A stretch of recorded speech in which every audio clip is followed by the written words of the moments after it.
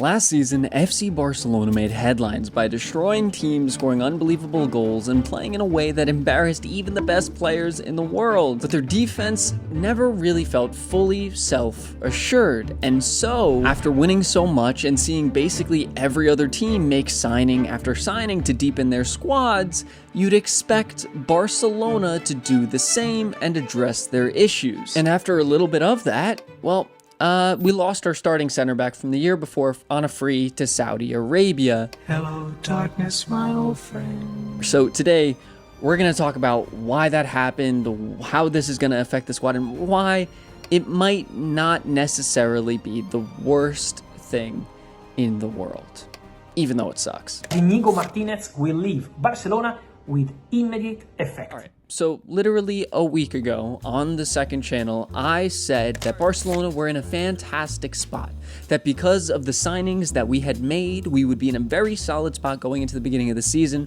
with depth in pretty much every position, even if it wasn't ideal, and the team had looked good so far. La Masia talents had filled in the spaces that we weren't able to fill with signings, and Rashford was brought in to fill that left wing spot, satisfy it for now, and give us more options going forward as the team wanted to compete in many different competitions. All the while, Rooney Barchi was signed for the right wing to back up Lamine Yamal and offer more depth on the wing, and Joan Garcia was signed finally to fill a goalkeeping spot that has been a mainstay for Ter Stegen for years and answer a lot of the hopes that a lot of Barcelona fans have had for a long time. However, I'm here today for a reason, and that reason is because Inigo Martinez yesterday joined Al Nassr for free, leaving Barcelona without their left center back, and a lot of questions in my head and a lot of you guys online, most specifically with how is it going to work, because we lost him, he's gone, and we're left with Pau Cubarsí, again 18 years old, who's played a ton of football in the past year, Andreas Christensen,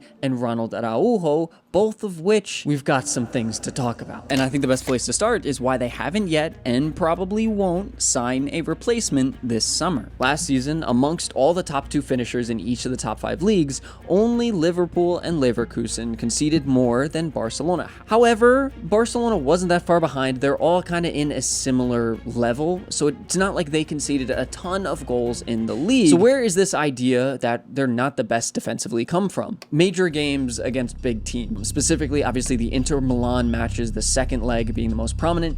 Even though the team was without Balde and Koundé for that match, they were left with Pau Cubarsí and Inigo Martinez and conceded 4 to end up losing and allowing Inter Milan to move forward. They also conceded a lot against Real and Atletico Madrid, and even Dortmund almost made a comeback in the second leg against them. However, a lot of that came about because of their style of play, not necessarily the player profiles they had, with the high line playing more out of a, hey, let's not play defense at all if we don't have to, and get the ball back in our possession and going forward as quick as possible by playing all of these guys offsides, not allowing them into our third of the pitch, and hopefully not allowing them a chance to score. Therefore, it wasn't like a direct causality that goals scored because of guys not good enough at the back. That wasn't necessarily the case for a lot of these goals. It's just the style of play made it difficult to not concede against the best teams in the world, because the best teams in the world are the best positioned to take advantage of the high line. And for the most part, it worked out for Barcelona, but the goal numbers were still high for a lot of people, creating some questions about this team defensively, especially among guys that didn't pay a ton of attention to the team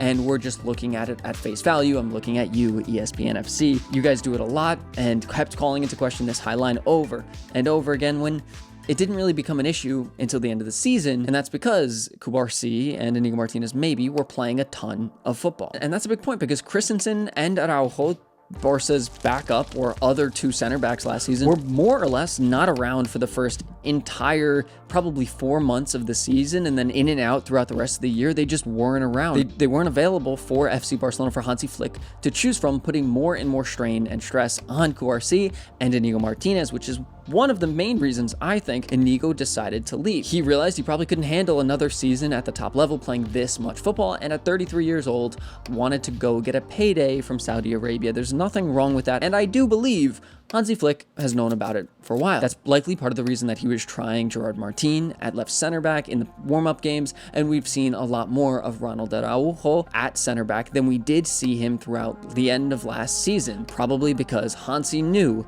that this team had to come up with a solution to what was going on at the back.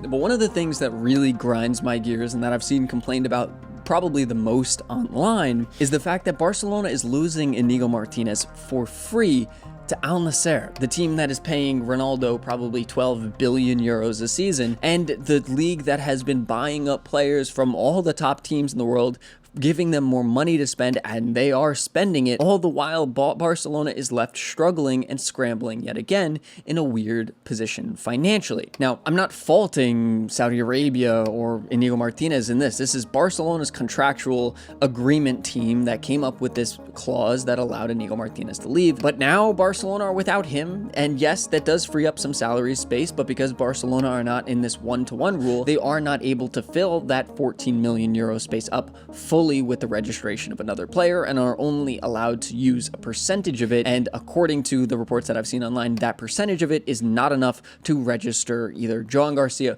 or Marcus Rashford. However, I want to make it clear, with Inigo Martinez gone, I don't think it's the worst thing in the world for Barcelona. And honestly, I wrote it here and I would go so far as to say it. I think Barcelona are in a better position now, even without Inigo Martinez, than they were going into the season last year. I've already said earlier, last season, Barcelona were basically without Araujo as he got injured during the Copa America, and without Christensen as he went out to some injury after the first game in La Liga and only playing 25 minutes in that game, and he would only go on to play 5 in La Liga the entire season, while Araujo only played 12 in La Liga the whole year. Again, as I said, that put a lot of strain and stress on Cubarsí and Inigo Martinez, but this season, without Inigo Martinez, we have Cubarsí, Araujo, and Christensen all around. So, in theory, we have 3 healthy starting center backs, all guys that have proven themselves with FC Barcelona. Not the case for Inigo Martinez last season, even though he had a long storied career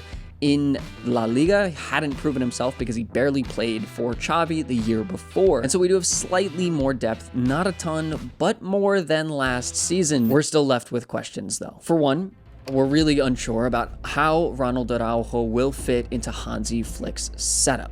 We've seen historically him struggle running back toward goal, defending that way, and making kind of poor decisions and having to compensate for his poorer decisions with his incredible athleticism. He is one of the best center backs in a more traditional center back setup. But as I said earlier, Hansi's style is very different than the traditional, and because of that, we're not really sure what kind of Ron we'll get this season, which version of him we will see, and what he will turn into. I have full confidence that he could be great, but I also worry a little bit about his decision making at times. However, I think it's safe to assume the more time he does get, the more hopefully better he will get in that position. Now for Christensen, I'm less concerned. He seems a little bit more comfortable in the style, has played in it a little bit so far in the preseason, and looks relatively comfortable. Already scored a fantastic goal and should be a more like-for-like replacement for Inigo Martinez going into the early matches. However, Hansi seems to be going with Araujo and Cubarsí for his main starting center backs, and that leaves me with the biggest question here: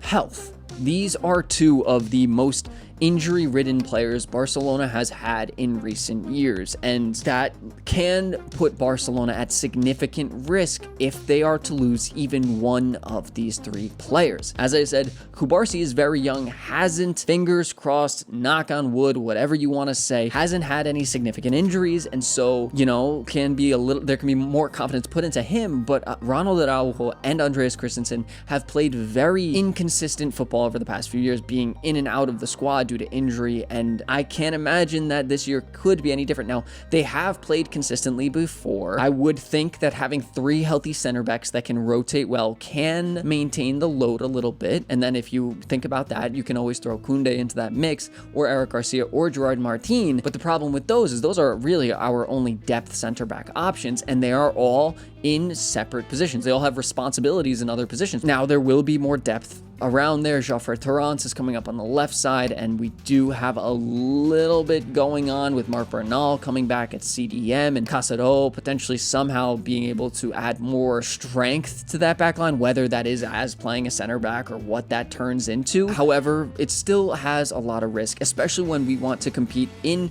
all competitions better than we did last year, where, as I said earlier, the team conceded more goals and looked a little bit more threatened with this high line as the season went on, potentially as teams figured it out, or as Cubarsí and Inigo Martinez got tired because they played so much football. Having 3 center backs can mitigate that problem and hopefully help Barcelona go into this at the end of next year a little bit healthier, in a little bit of a better position. However, losing just one of them, we've got some real questions to ask and really need to see something from the likes of Eric Garcia and Gerard Martin, who neither one have a starting spot and are strictly backups. And so Inigo Martinez leaving isn't the end of the world, but not being able to use that space to sign another center back or just register the players you have already in a summer where they won so much, brought in, I would assume, is a lot more money than normal, and yet nothing has really changed with only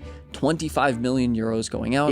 There's a lot of questions to be asked still, and I'm interested to see what happens. But boys, don't worry, I'm going to be making more videos than I did last year, and I'm going to be around talking about Barcelona, telling stories as I did, and so make sure you subscribe for that one. YouTube has also been unsubscribing people lately, so make sure you're subscribed, and check out this video about the whole Neymar debacle at Barcelona if you're interested, and I'll see all you guys in the next one.